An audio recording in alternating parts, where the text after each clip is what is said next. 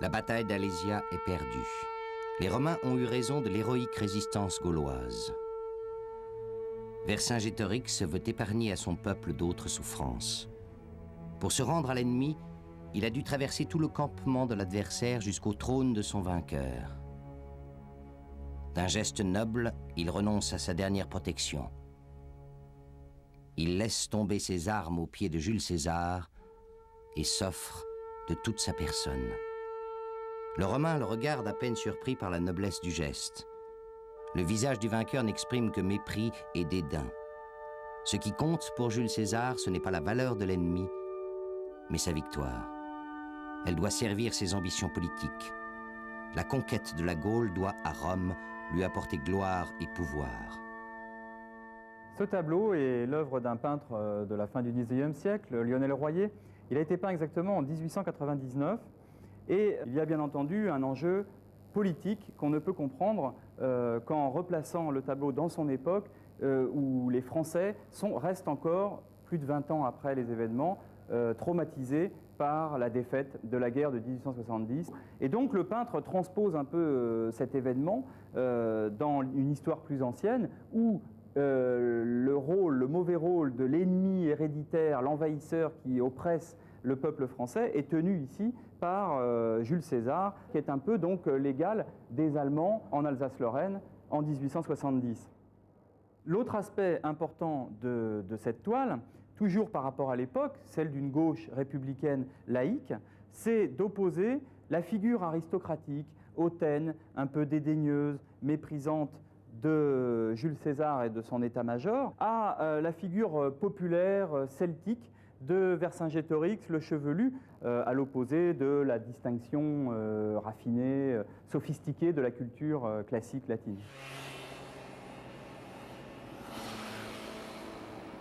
Aujourd'hui, à Rome, on peut confronter l'imagerie inspirée par César avec les traces qui nous restent de sa politique.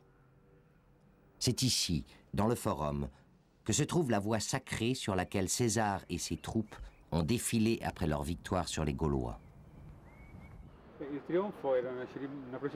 Le triomphe était une procession qui traversait toute la ville. Elle partait à peu près de la partie de Rome que nous voyons là-bas et passait exactement par où nous nous trouvons maintenant, le long de la voie sacrée qui traversait le Forum romain. Puis la procession montait lentement vers le Capitole, où se trouvait le temple de Jupiter à qui le général victorieux rendait hommage. Et pour mieux comprendre ce que représentait pour les Romains la cérémonie du triomphe, on peut décrypter les bas-reliefs qui se trouvent aujourd'hui au musée de la civilisation romaine. Le triomphe était une cérémonie rituelle qui a bien servi la carrière politique de César. Il faut savoir qu'arrivé au temple de Jupiter, le général victorieux déposait ses armes et s'emparait des symboles du dieu. Ainsi, il devenait l'image vivante de la divinité. Ici, nous voyons ses attributs divins portés par le général vainqueur. Dans la main droite, il tient un rameau de laurier et dans la gauche, le sceptre surmonté d'un aigle. Au cours du triomphe, le général vainqueur exhibait aux yeux du peuple le butin qu'il rapportait à Rome ainsi que ses prisonniers. Pour César, c'était une manière d'apparaître comme l'homme providentiel de la République.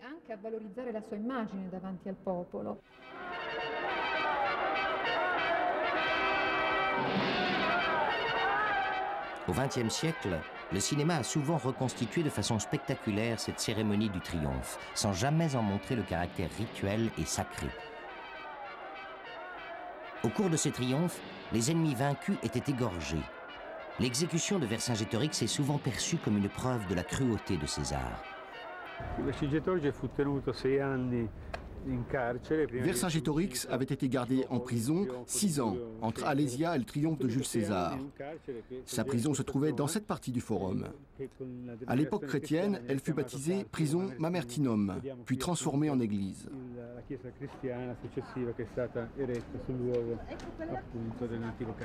On pourrait dire que César était cruel à vouloir tuer un ennemi aussi noble et courageux que Vercingétorix. En réalité, à l'époque, c'est une fin normale pour un grand ennemi de Rome. D'ailleurs, pour un chef aussi glorieux que Vercingétorix, il valait mieux être tué que d'être vendu comme esclave et finir ses jours de façon extrêmement humiliante, indigne d'un grand chef.